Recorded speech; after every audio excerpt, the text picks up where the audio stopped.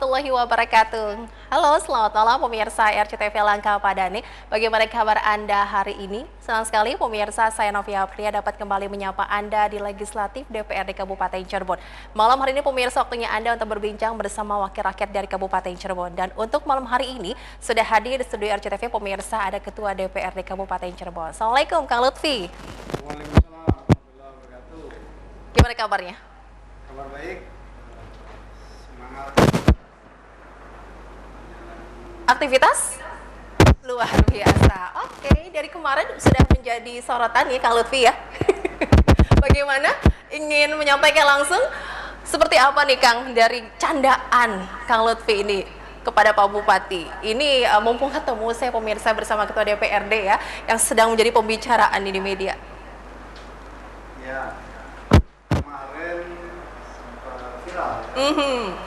Hari ini pagi-pagi saya langsung melihat wah ada Pak Lutfi di situ. Kalau kami, saya Pak Bupati, Wakil dan teman-teman anggota DPRD dalam aktivitas kegiatan sehari-hari sudah biasa. Oke. Dan saya kira konteks tandanya masih konstruktif. Dan Pak Bupati happy-happy aja karena kalau didengar dari awal sambutan saya sampai dengan akhir itu lebih banyak ke arah mendorong pembangunan dan hampir sebagian mengapresiasi kerja Pak Bupati. Jadi saya kira kalau statementnya dipotong mungkin seolah-olah. Oh, itu seolah-olah begitu ya.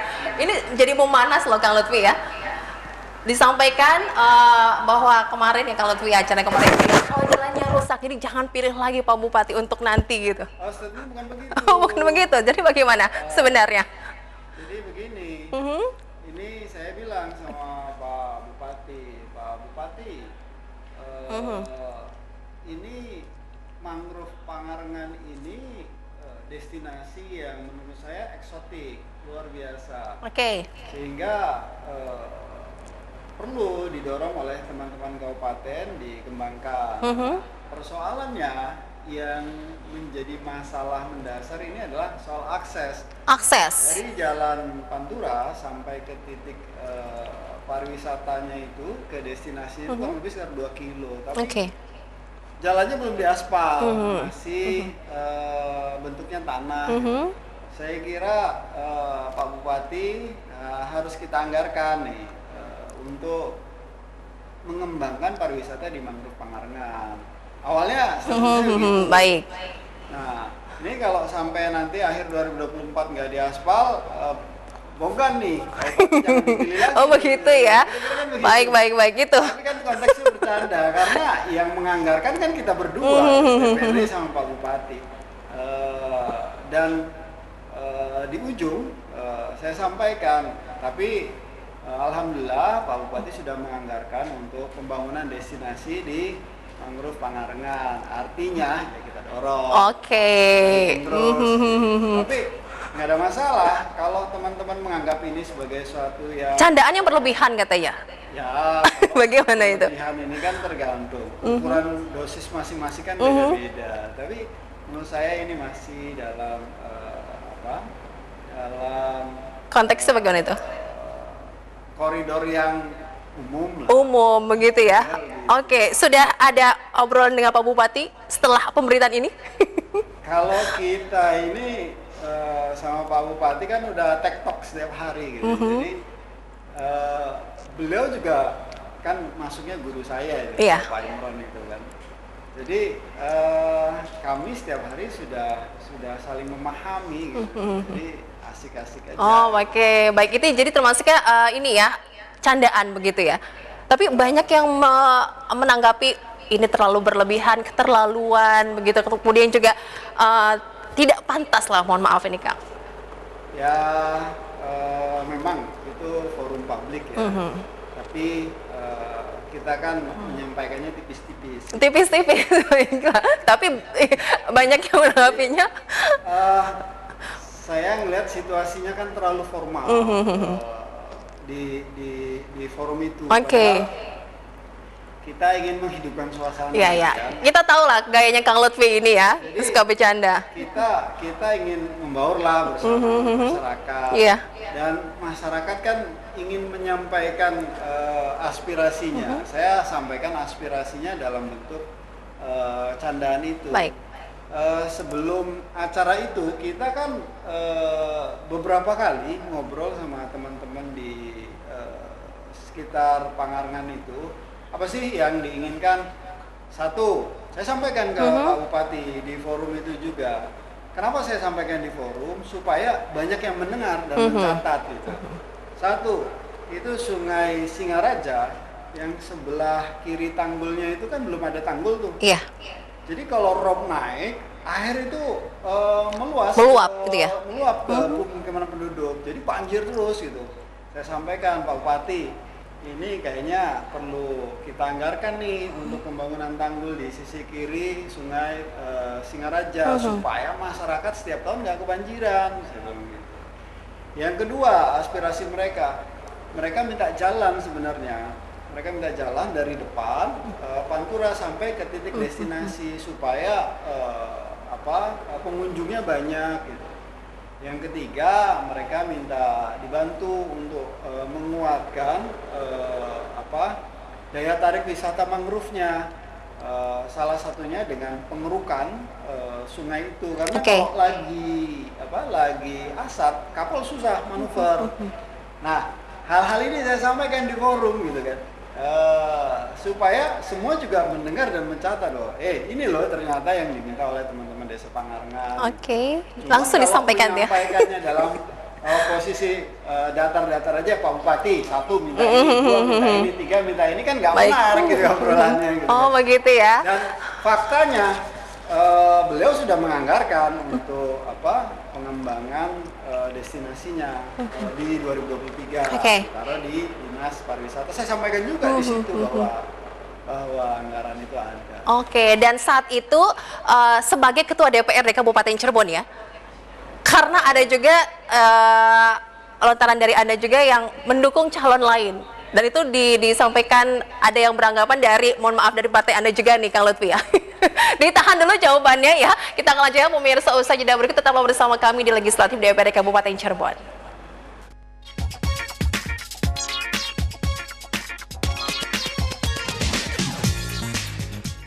Legislatif DPRD Kabupaten Cirebon malam hari ini, pemirsa, kita masih berbincang bersama dengan Ketua DPRD Kabupaten Cirebon. Oke, Kang Lutfi, tadi Novi juga ingin nanya lagi nih, kemarin pemberitaannya yang masih hangat sampai hari ini, kan masih berlanjut juga besok ya Kang ya? Satu segmen itu doang yang dibahas. Karena mumpung ketemu sama orang yang sedang menjadi hangat ini sekarang nih ya, kenapa Anda kemarin mengatakan mendukung calon dari partai lain? Gini,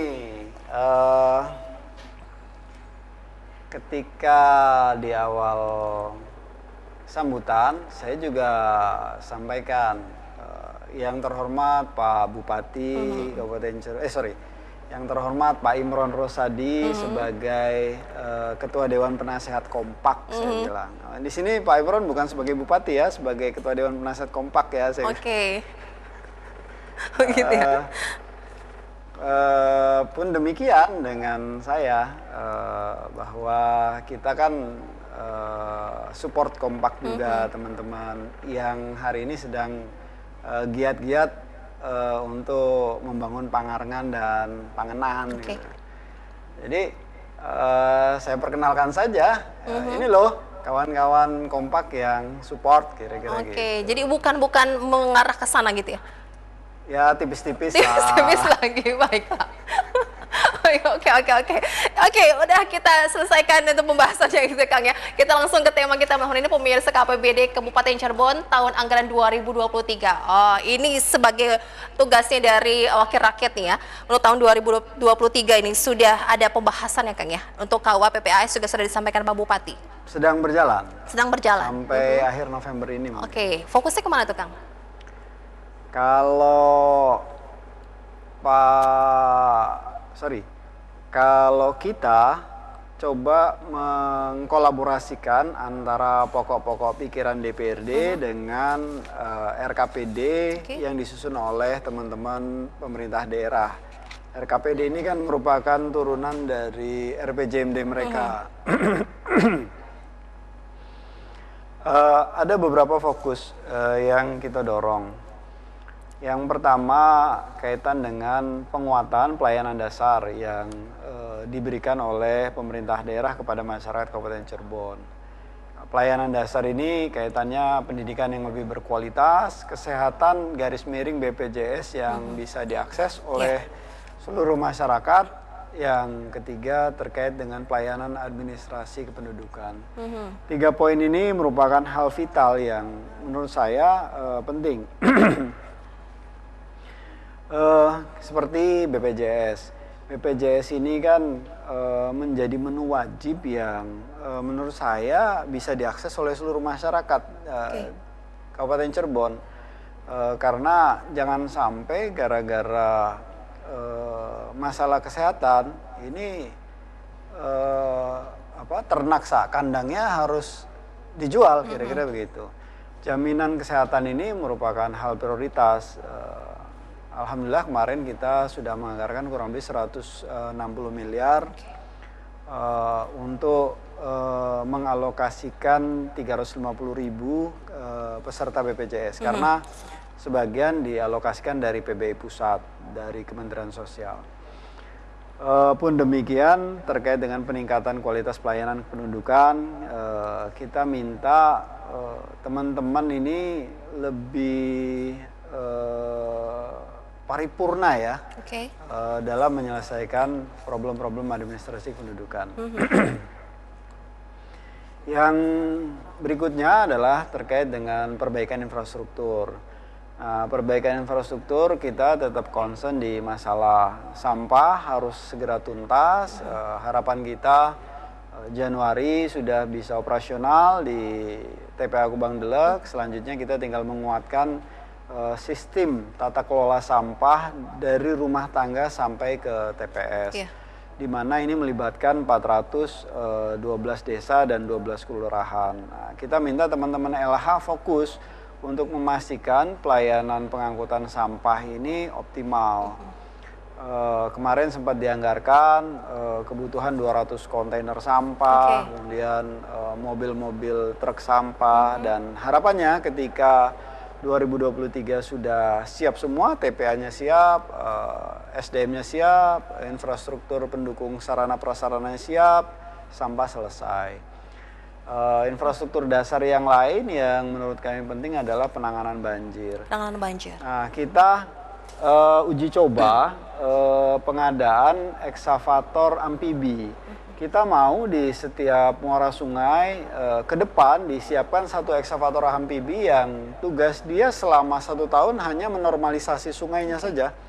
Jadi kita nggak mau tahu lagi adanya bahasa-bahasa pendangkalan yang tidak pernah dinormalisasi. Nah, di anggaran 2023 kita coba pilot project untuk pengadaan 1 beko amfibi. Jadi beko yang bisa operasi di perairan, termasuk di muara. Karena kan dari 8 daerah aliran sungai primer kita ini hampir sebagian besar kendalanya adalah soal sedimentasi.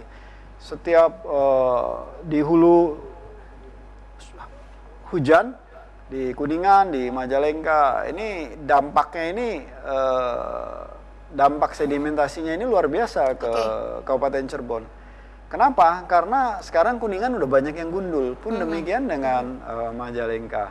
Nah, ini problem yang menurut saya juga kita tidak bisa kalah dari tantangan ini. Caranya gimana? Ya kita coba. Kalau kita taruh beko amfibi, kemudian selama 1 tahun kita operasionalisasi untuk normalisasi, mudah-mudahan sungainya terpelihara. Nah, bahasa daerah aliran sungai yang terpelihara ini yang sebenarnya menurut saya kunci dari penyelesaian masalah banjir karena sedimentasi luapan sungai. Jadi bekerjasama dengan BBWS. Selama ini alat berat dari BBWS. Kita sekarang pengadaan sendiri. Dengan BBWS kita kan, saya dorong teman-teman pemerintah daerah untuk bikin MOU gitu. Pengelolaan bersama. Nah, ini kita mulai intenskan. Kalau sebelumnya kan hanya eksekutif dengan BBWS, nah kami sekarang mulai intens juga dari legislatif, coba komunikasi dengan BBWS untuk berbagi ruang. Kita tidak akan masuk di operasionalisasi program, kita akan tetap fokus di kebijakan dan penyusunan anggaran. Tapi untuk membuat kebijakan yang unggul, untuk membuat APBD yang unggul ya kita perlu data empiris yang paripurna. Jadi kita tahu problemnya apa, kebutuhannya apa, daya dukung resources yang tersedia apa, kemudian kita susun desain program terbaiknya. Iya. Itu yang kedua terkait infrastruktur. Nah, yang problem ini kan soal jalan. Jalan berlubang ini kan kebutuhannya sangat besar, tapi anggaran yang tersedia terbatas. Kenapa terbatas? Karena ada program lain yang menyedot APBD signifikan, yaitu program P3K. Tapi P3K juga penting. Gitu. Jadi dibagi-bagi ya Kang? Nah itu problemnya. Jadi saya sampaikan di forum Banggar bahwa kita butuh keseimbangan, bahwa infrastruktur secara bertahap perlu kita dorong terus. Daerah-daerah yang langganan rusak karena struktur jalannya belum baik, coba kita rigid gitu kan. Nah, kita minta teman-teman PU exercise mana yang prioritas itu yang kita dorong gitu kan. Supaya harapan kita pelan-pelan sampai 2024 infrastruktur kita mulai sedikit lebih baik lah, kira-kira begitu. Jadi sudah dianggarkan untuk yang P3K di tahun 2023? Nah, bentar, ini kan baru yang kedua. Yang ketiga yang mau kita dorong adalah soal penanggulangan pengangguran dan kemiskinan. Untuk pengangguran dan kemiskinan sebenarnya yang diperlukan bukan soal anggaran yang besar, yang diperlukan adalah soal kebijakan. Kebijakan ini menjadi strong point dalam pengentasan pengangguran dan kemiskinan. Orang nganggur itu karena nggak bekerja. Supaya dia bisa bekerja berarti lapangan kerjanya harus disiapkan. Nah, sekarang lapangan kerja apa yang perlu disiapkan oleh pemerintah? Kalau ngelihat 17 sektor yang ada di instrumen PDRB, saya kira pengembangan pariwisata, pengembangan sektor industri, dan pengembangan sektor perdagangan jasa bisa menciptakan banyak kesempatan kerja. Nah ini yang kita minta kepada teman-teman Bapelitbangda untuk susun kira-kira program maestronya apa yang bisa didorong untuk memastikan terciptanya kesempatan kerja. Kalau yang nganggur berkurang, pasti yang miskin juga akan berkurang. Betul. Jadi poin yang ketiga, kita lebih mendorong untuk teman-teman coba deh mengeksersis lebih tajam lagi terhadap potensi yang ada di Kabupaten Cirebon. Apa yang harus didorong? Nah, kemudian yang berikutnya yang menurut kami penting adalah pembangunan berbasis kewilayahan. Kita tidak akan pernah bisa mendongkrak PAD, pendapatan asli daerah, ketika kita tidak merubah konsep tata ruang. Instrumen sederhananya begini, kalau teman-teman eksekutif kan ditarget untuk mendapatkan PAD sebanyak-banyaknya gitu. Tapi persoalannya ketika kita tidak siap untuk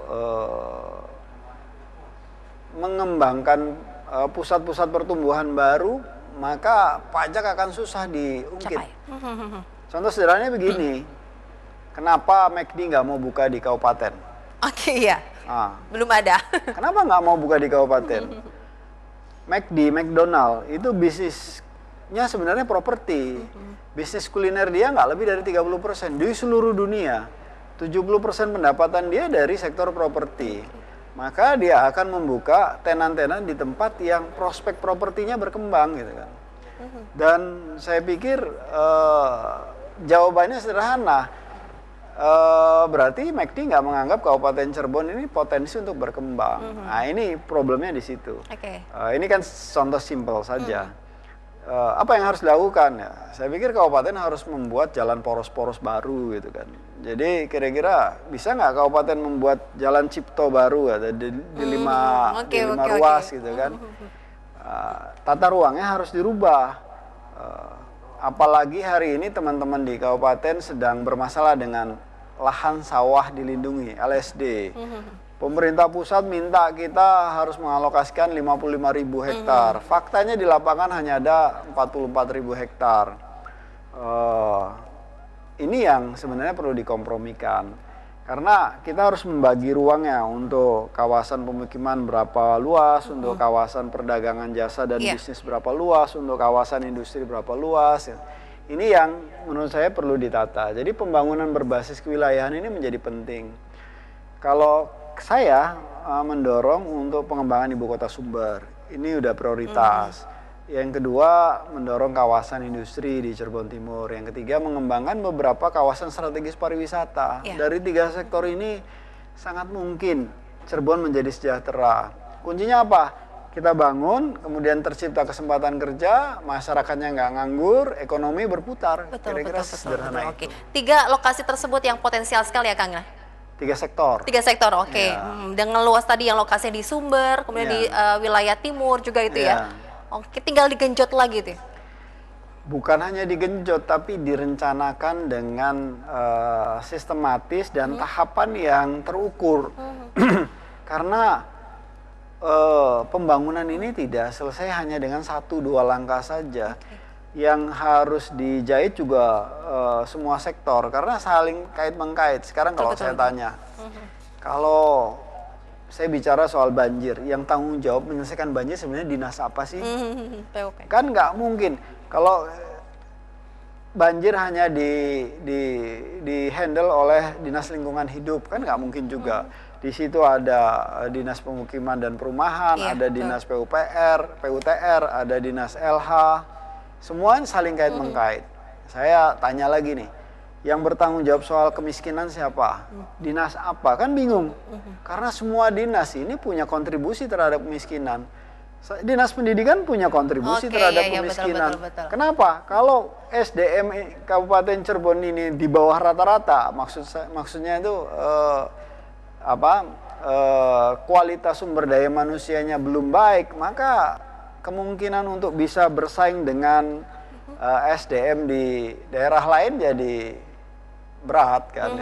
Sehingga selalu kalah, di ruang ekonomi kalah, di ruang yang kompetisi yang lain kita kalah. Oleh karena itu untuk salah satu menyelesaikan kemiskinan, sumber daya manusianya dibangun. Anak-anak Cirebon harus pinter kira-kira begitu. Oke, tapi ini ya, optimis dengan SDM yang kita miliki ya. Ya. Ditahan dulu ditahan dulu Kang Lutfi. Kita lanjutkan lagi pemirsa, usai jeda berikut tetaplah bersama kami, jangan kemana-mana.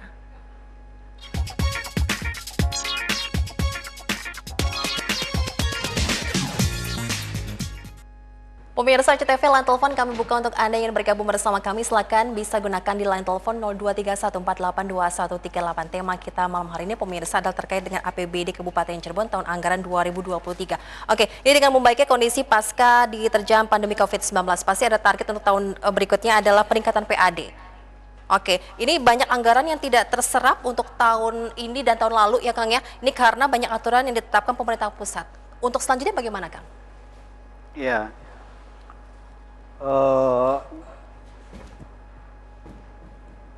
Beberapa pagu yang menurut saya cukup signifikan tidak terserap ada di sektor kesehatan. Jadi memang penanggulangan COVID-nya sudah cukup optimal dan beberapa alokasi yang sudah ditetapkan akhirnya tidak diserap. Dan menjadi silpa.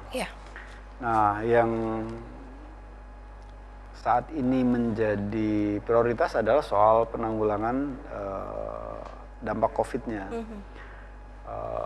Banyak masyarakat yang perlu untuk recovery di ruang ekonomi. Banyak pekerja yang kehilangan pekerjaannya, pedagang yang akhirnya harus menutup usahanya, tapi perlahan-lahan ini harus dikembalikan ke kondisi normal. Memang situasi ekonomi global sedang tidak baik-baik saja. Menurut teman-teman Jakarta, 2023 ini krisisnya jauh lebih besar daripada 2008. 2008. dan ini harus diantisipasi. Bank Indonesia sudah menaikkan suku bunga sampai 3 kali. Kalau nggak salah sekarang udah di angka 4% ya. Dampak yang terjadi dengan peningkatan suku bunga, maka uang beredar di masyarakat akan semakin sedikit. Kebijakan manajemen uang ketat ini sebenarnya memperberat putaran ekonomi. Kita sadar bahwa target pemerintah pusat ini menahan laju inflasi, tapi faktanya dengan pengetatan suku bunga, inflasi tetap naik. Kalau kita lihat dari struktur ekonomi global, persoalannya adalah duit beredar di dunia ini jauh lebih besar dari nilai produk yang dihasilkan dunia. Nah, selisih uang beredar yang sangat besar ini yang sebenarnya menyebabkan krisis global. Kalau hitung-hitungan Bank Dunia ini kan selisih yang beredar dengan produk yang dihasilkan ini hampir 20 billion dolar. Ini yang menyebabkan krisis akhirnya merembet kemana-mana. Tapi kita nggak boleh kalah dengan situasi itu. Hari ini yang perlu kita genjot adalah bagaimana memastikan produktivitas Kabupaten Cirebon terus mengembang, terus meningkat. Harapannya dengan produktivitas yang meningkat itu, kita tetap bisa bertahan dalam situasi baik-baik saja. Nah, pertanyaan berikutnya adalah apa kebijakan pemerintah daerah yang bisa memastikan produktivitas ini terus berjalan positif gitu kan. Salah satunya yang sedang didorong oleh teman-teman ini adalah persiapan pengembangan kawasan industri. Kawasan industri. Nah, kawasan industri ini kan kita bicara sudah sejak 8 tahun yang lalu. Diinisiasi sejak penghujung zamannya Pak Deddy Supardi, dilanjutkan dengan Pak Sunjaya. Hari ini Pak Imron masih dalam konteks wacana. Kenapa masih dalam konteks wacana? Karena mungkin kebijakannya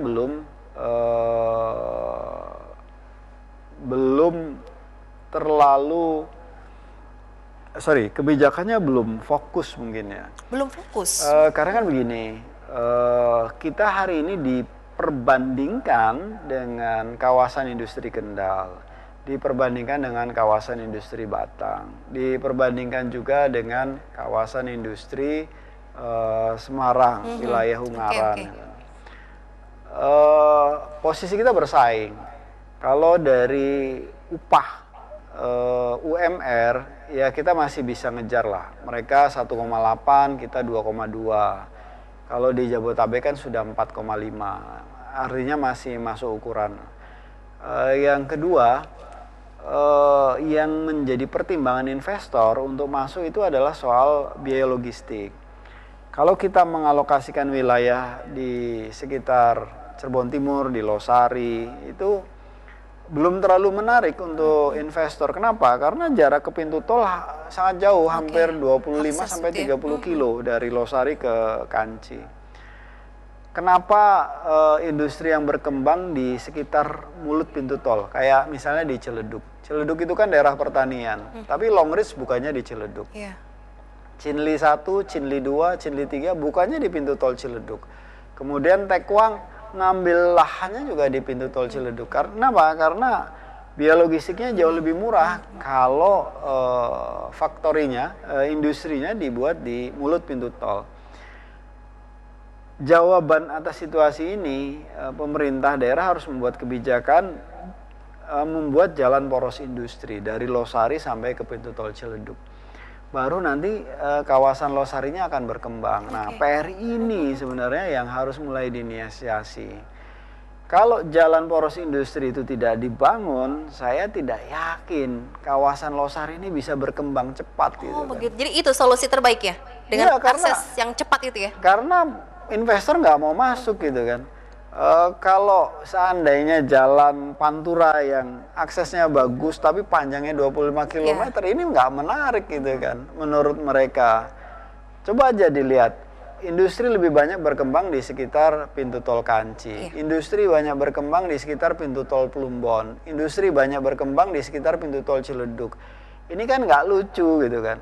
Ibarat rumah tuh rumah tumbuh. Bangun kamar satu, bangun WC, kemudian ada uang lagi, bangun ruang tamu. Butuh ruangan kamar lagi, bangun lagi kamar. Akhirnya gambar rumahnya tuh tidak terstruktur. Ya kalau industri bikin satu di sini kasih izin, bikin satu di sini kasih izin, nanti nggak jelas kawasan industrinya di mana. Kayak di Plumbon, ada sawah, sebelahnya ada pemukiman, sebelahnya pabrik, sebelahnya sawah lagi, sebelahnya pabrik lagi gitu kan. Jadi nggak tertata, konsepnya nggak jelas. Nah ini yang sebenarnya perlu di set up ulang. Jadi menurut kami penting untuk menyiapkan kebijakan yang paripurna, jelas grand design-nya. Sudah masuk tahun 2023? Sudah mulai diinisiasi. Saya sering ngobrol sama Pak Bupati, sama teman-teman dewan yang lain. Ini loh, kita konsepnya harus dorongnya kurang lebih seperti ini. Dan Pak Bupati sepaham dengan pemikiran-pemikiran ini. Jadi jalan poros industri ini 2024 harus sudah terbangun. Tapi akan membutuhkan anggaran yang besar itu. Kalau anggaran kan Jakarta punya uang banyak. Yang kita perlu lakukan adalah pembebasan lahan dan pembuatan DED-nya. Kalau DED-nya ada, pembebasan lahannya ada, selesai itu barang. Waktu pun nanti akan butuh lama, Kang? Ya 1 tahun selesai. 1 tahun, oke, ya baik. Jadi yang penting semangat dari kitanya. Kuningan bisa bikin jalan lingkar. Iya, betul. Lebih kecil dari biaya Kuningan. Kan soal kesiapan aja. Jadi jangan sampai kita kalah dengan Kuningan gitu. Itu untuk meningkatkan sektor industri kita nih ya. Oh iya gitu. Jadi banyak hal positif yang harus mulai kita fokuskan lagi, rencanakan dalam tahapan yang terukur gitu. Tahun ini mau ngapain, tahun depan mau ngapain, tahun depannya lagi mau ngapain. Jadi selama 10 tahun ke depan kita udah tahu nih progres yang mau kita capai kurang lebih ini dan itu. Ini berarti terlalu lama juga nih ya dari kepala daerah sebelum-sebelumnya itu ya, Kang? Kalau ngitung dari 8 tahun yang lalu sudah terlalu lama. Tapi sebenarnya kan kami, saya, teman-teman eksekutif mendorong sejak tahun 2020. Tapi problemnya kan COVID, kita nggak bisa ngapa-ngapain. Semuanya bekerja dari rumah. Dan ini harus kita harus kita terima lah situasi pandemi COVID yang menyebabkan semuanya menjadi jalan di tempat. Oke, ini kan termasuk dengan adanya APBD kan sebagai pedoman juga nih untuk pendapatan, penganggaran, pendapatan dan belanja juga nih, Kang. Ada satu yang terakhir yang sebenarnya kita mau paksakan untuk digenjot. PAD kita tahun lalu 250 miliar, tahun depan direncanakan 270 sampai 300 miliar. Ini terlalu sedikit untuk kebutuhan pembangunan yang sangat banyak. Kita minta teman-teman ini mulai berpikir inovatif, gimana caranya PAD bisa digenjot menuju 1 triliun. Kemandirian keuangan Kabupaten Cirebon ini menjadi vital. Kalau kita nggak ikhtiarkan soal kemandirian keuangan, maka kita tidak akan pernah menjadi kabupaten yang berkembang. Kalau hanya bisnis as usual sih ya nggak perlu pemerintah daerah lah, nggak perlu DPRD juga. Kita perlu inovasi untuk menyelesaikan problem-problem yang ada di Kabupaten Cirebon. Kita harapkan 2024 banjir selesai, sampah selesai, pengangguran berkurang, pendidikan berkualitas, BPJS bisa diakses oleh seluruh masyarakat Kabupaten Cirebon. Nah, kan bahagia. Iya, betul masyarakatnya, sekali. Sejahtera gitu kan? juga ya. Tapi permasalahannya karena PR-nya masih banyak, Kang. Gitu nah, ya? kalau PR banyak dikerjakan satu-satu. Tapi kalau PR banyak itu nggak ada yang dikerjakan ya nggak selesai-selesai. Betul, nanti akan bersambung terus ya setiap tahunnya gitu ya. Oke, kita masih ada satu kesempatan lagi pemirsa berbincang bersama dengan Ketua DPRD Kabupaten Cirebon, tapi kita harus jeda lagi, tetaplah bersama kami.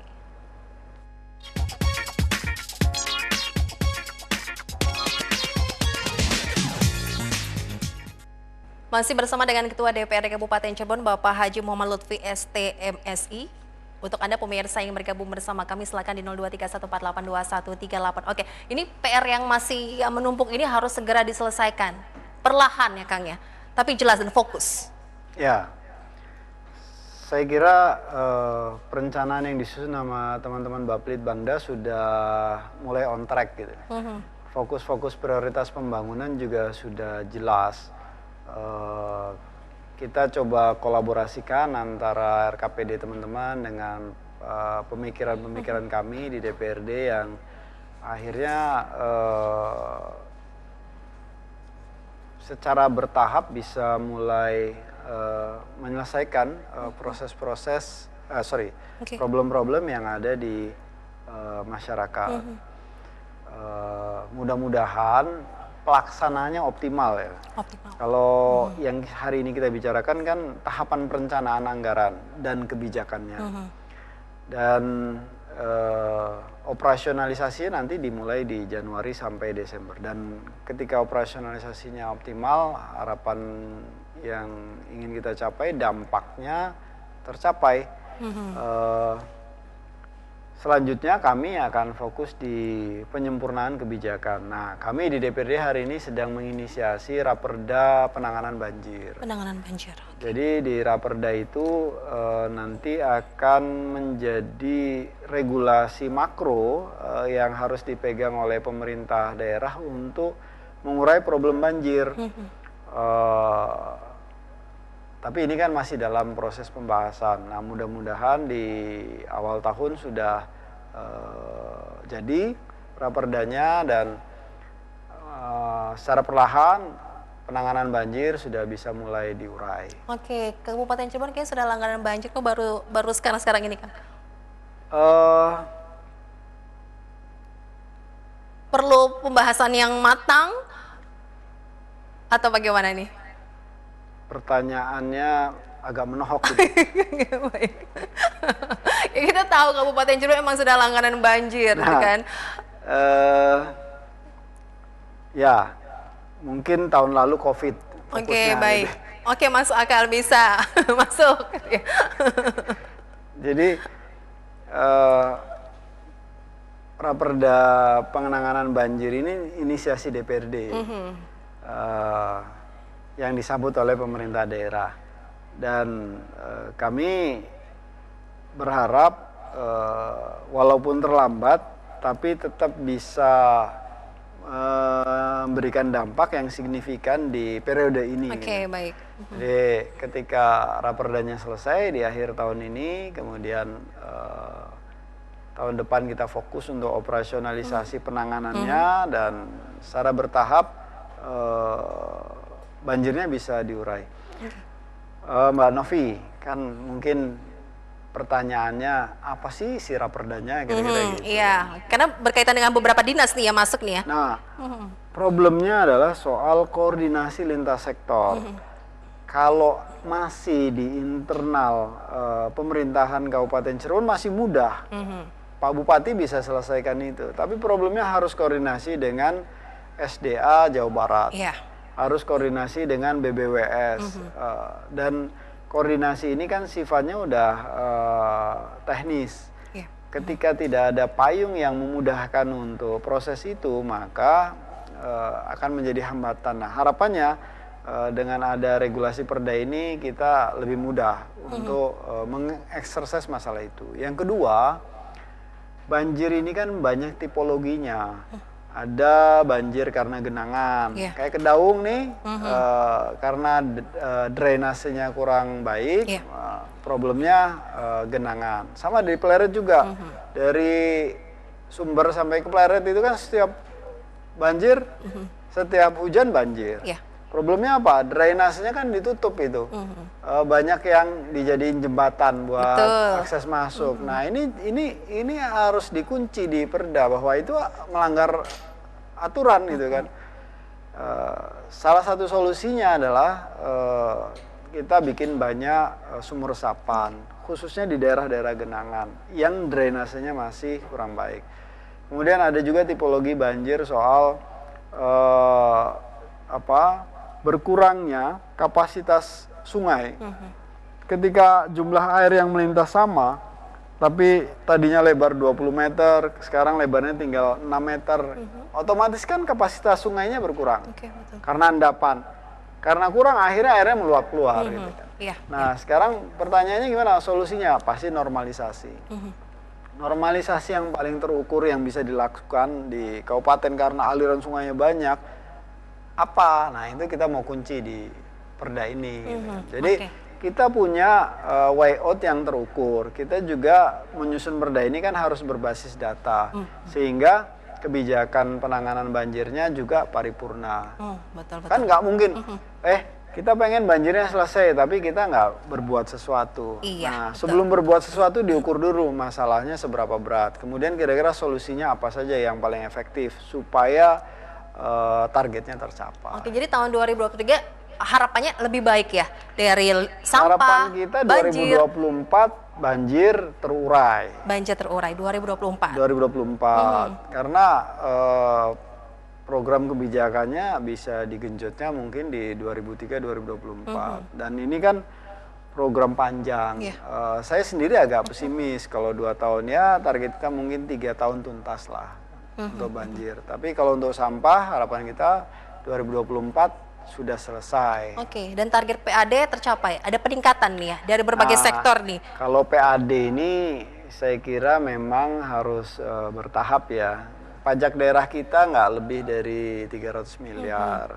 Kalau dengan pendapatan lain-lain mungkin bisa tembus 800 miliar. Tapi kan kalau pendapatan rumah sakit kembali ke rumah sakit. Yang bisa digunakan untuk pembangunan adalah pajak daerah dan retribusi daerah yang jumlahnya di bawah 300. Nah, yang kita ingin dorong adalah gimana caranya pajak daerah ini bisa digenjot sampai ke 1 triliun gitu. Dan ini saya pikir prioritas walaupun mungkin bisa kita capai 5 tahun yang akan datang. Prioritas nih ya. Iya dong. Targetnya. Kita mau bangun pakai duit siapa? Kita nggak mungkin ngutang, beda sama pusat kan bisa buka hutang baru gitu. Kalau kita kabupaten kan buka hutang di SMI prosesnya panjang dan hanya bisa diambil pada masa jabatan kepala daerah. Betul ya. Bersangkutan. Ini udah mau akhir tahun nih Kang nih ya. Apa yang ingin disampaikan juga terkait dengan nanti kita akan masuk ke tahun yang 2023 dengan harapan yang lebih besar lagi semangatnya. 2022 segera berlalu. Pandemi COVID sudah kita lewati dan hari ini kita konsentrasi menanggulangi dampak karena pandemi COVID. Kita masih punya waktu 2 tahun ke depan 2023-2024. Kami mengajak ke semua sektor dari pemerintah daerah termasuk kami sendiri di legislatif dan kelompok masyarakat untuk kita bersinergi menyelesaikan pembangunan di Kabupaten Cirebon. Pendidikan bukan hanya tanggung jawab pemerintah daerah, tapi juga menjadi tanggung jawab teman-teman yang bekerja di sektor pendidikan. Kita perlu kolaborasi untuk memastikan pendidikan di Kabupaten Cirebon lebih baik dari waktu ke waktu. Pun demikian dengan kesehatan, bukan ansih tanggung jawab pemerintah daerah. Kita perlu kolaborasi untuk pastikan BPJS bisa diakses oleh semua masyarakat Kabupaten Cirebon dan kualitas kesehatannya juga lebih baik. Kemudian masalah-masalah lain seperti pengembangan ekonomi, mendorong sektor industri, mendorong sektor pariwisata, mengembangkan pertanian, ini pun akan sukses kalau kita sinergi dan kolaborasi. Saya pikir penting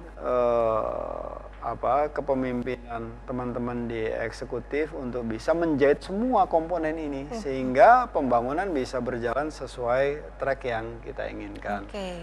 Jadi secara prinsip kami di legislatif mendukung terus ikhtiar-ikhtiar yang dilakukan oleh teman-teman eksekutif sepanjang on track menyelesaikan masalah umat. Jadi eksekutif legislatif harus tetap harmonis ya. Bersama Pak Bupati juga harus harmonis ya Kang ya. Jelas, dengan masyarakat harmonis juga pastinya ya. Baiklah kalau gitu ya. Kita harus akhirnya pemirsa legislatif DPRD Kabupaten Cirebon malam hari ini bersama dengan Ketua DPRD. Terima kasih banyak Kang Lutfi, sehat terus ya Kang ya. Saya Novia Aprilia, pemirsa harus pamit undur diri, apa yang disampaikan semoga bermanfaat. Sampai jumpa. Wassalamualaikum warahmatullahi wabarakatuh.